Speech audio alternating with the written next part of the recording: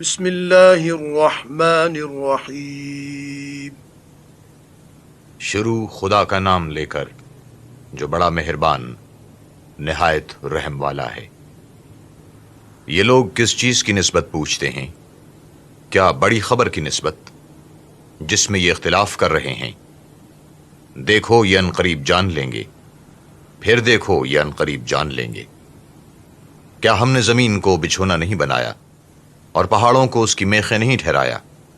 بے شک بنایا، اور تم کو جوڑا جوڑا بھی پیدا کیا، اور نیند کو تمہارے لیے موجب آرام بنایا، اور رات کو پردہ مقرر کیا، اور دن کو معاش کا وقت قرار دیا، اور تمہارے اوپر 7 مضبوط آسمان بنائے، اور آفتاب کا روشن چراغ بنایا، اور نچڑتے بادلوں سے موسلا دھار مہ برسایا، تاکہ اس سے اناج اور سبزہ پیدا کریں، اور گھنے گھنے باغ۔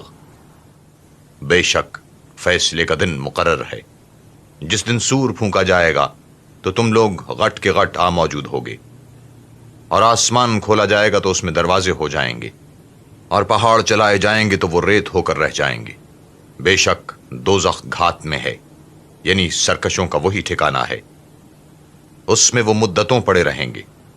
وہاں نہ ٹھنڈک کا مزہ چکھیں گے، نہ کچھ پینا نصیب ہوگا مگر گرم پانی اور بہتی پیپ۔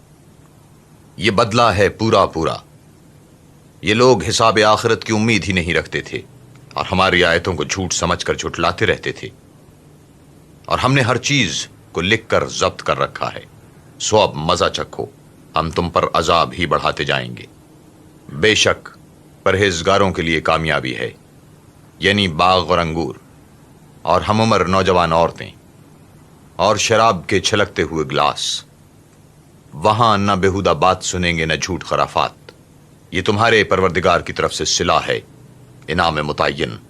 وہ جو آسمانوں اور زمین میں اور جو ان دونوں میں ہے سب کا مالک ہے، بڑا مہربان، کسی کو اس سے بات کرنے کا یارہ نہ ہوگا۔ جس دن روح الامین اور فرشتے صف باندھ کر کھڑے ہوں گے تو کوئی بول نہ سکے گا مگر جس کو خدا الرحمن اجازت بخشے اور اس نے بات بھی درست کہی ہو۔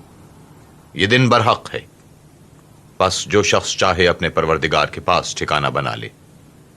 ہم نے تم کو عذاب سے جو عنقریب آنے والا ہے آگاہ کر دیا ہے، جس دن ہر شخص ان اعمال کو جو اس نے آگے بھیجے ہوں گے دیکھ لے گا، اور کافر کہے گا اے کاش میں مٹی ہوتا۔